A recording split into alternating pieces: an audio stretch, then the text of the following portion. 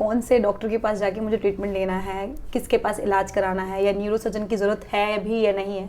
बहुत सारे पेशेंट ऐसे हैं जिनको एक्चुअली में पता ही नहीं है कि उनको किस सर्जन की ज़रूरत है, न्यूरोलॉजिस्ट की ज़रूरत है या किसी और सर्जरी की ज़रूरत है। तो उस केस में टाइम वेस्ट जो होती है वो तो होती है, बॉडी की जो हालत ख़राब होती है वो भी होती है। फिर एक लास्ट स्टेज आ जाती है जहाँ पे उसको ऑपरेशन ही कराना पड़ता है। तो उन केसेस में आप क्या बताना चाहेंगे?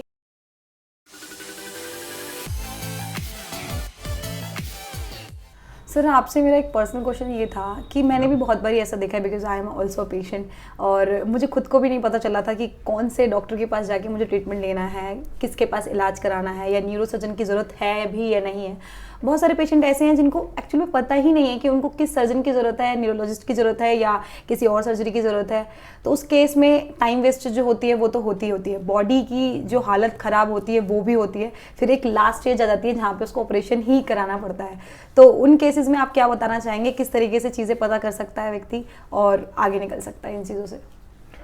मैम, अगर भगवान न करे लेकिन मोटा मोटा अगर वो लास्ट स्टेज आ जाती है जहां ऑपरेशन ही करना पड़ता है तो फिर तो न्यूरोसर्जन के पास ही आएंगे। Yes. लेकिन फिर भी आपके क्वेश्चन का मैं जस्ट समझ गया, और आपकी बातें बिल्कुल सही है, क्योंकि मेरे भी अपनी प्रैक्टिस में मैंने यही देखा है कि पेशेंट्स कई बार बहुत डिफरेंट स्पेशलिटीज़ में भी अपना टाइम लगाते हैं। Yes. और वो सही जगह पर नहीं पहुंच पाते हैं।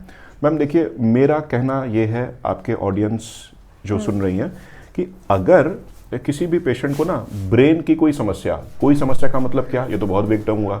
जैसे अगर बार बार कोई बेहोश हो रहा है, Yes. किसी को दौरे आ रहे हैं, किसी का हेडेक है, तो सर में दर्द है तो, लेकिन पिछले कुछ टाइम से बहुत ज़्यादा बढ़ गया है, किसी को किसी शरीर के भाग में कहीं झुनझुनी हो रही है, या सुनपन होना, या शरीर के किसी अंग का कमज़ोर पड़ जाना। Yes, sir. मैम, ये कुछ इंडिकेशंस हैं जो हमें ये बताते हैं कि ब्रेन में समस्या हो सकती है। उसी तरीके से जब हम स्पाइन की बात करते हैं मैम, तो चाहे स्पाइन में या गर्दन में दर्द हो, या करंट जैसा हमारा कहीं दर्द आ रहा है, हाथ में झुनझुनी, ये सब चीज़ें भी ब्रेन एंड स्पाइन के एंड नर्व्स की प्रॉब्लम को बताते हैं। सर, ये तो काफ़ी कॉमन सी चीज़ें हैं जो मोस्टली लोगों की बॉडी में होती हैं, जो चेयर पे बैठ के काम करते हैं, कंटिन्यूसली कंप्यूटर पे काम करते हैं।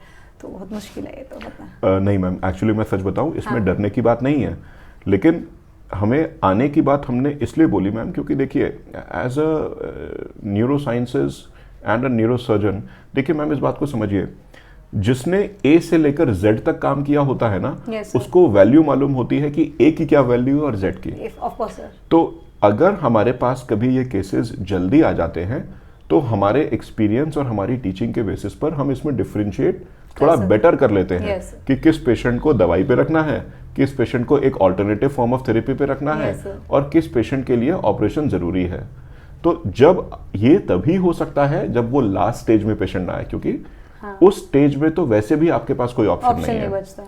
तो फिर ऐसे केसेस में पेशेंट्स के पास जब ऑप्शन नहीं होता है तो एक डिफ़िकल्टी तो ज़रूर होती है। तो मेरा मानना यही है कि अगर किसी को कभी भी कमर में बहुत दर्द हो रहा है, जो थोड़ा बहुत पहले होता था लेकिन अब बदल गया है, या पैरों में वो दर्द जा रहा है, झुनझुनी हो रही है, सुनपन हो रहा है, एंड स्पेशली अगर इसके कैरेक्टर और इंटेंसिटी में मैम चेंज हो जाए, वैसे ही बेहोश होना, मिर्गी का दौरा आना, सर का दर्द बढ़ना, सुबह उठना तो बहुत तेज सर में दर्द हो, किसी को माइग्रेन की शिकायत है मैम, ये सब डिजीजेज वो हैं जिनके लिए बहुत बेटर है कि अगर पेशेंट अपने न्यूरोसर्जन या न्यूरोलॉजिस्ट डॉक्टर को तुरंत अप्रोच करे।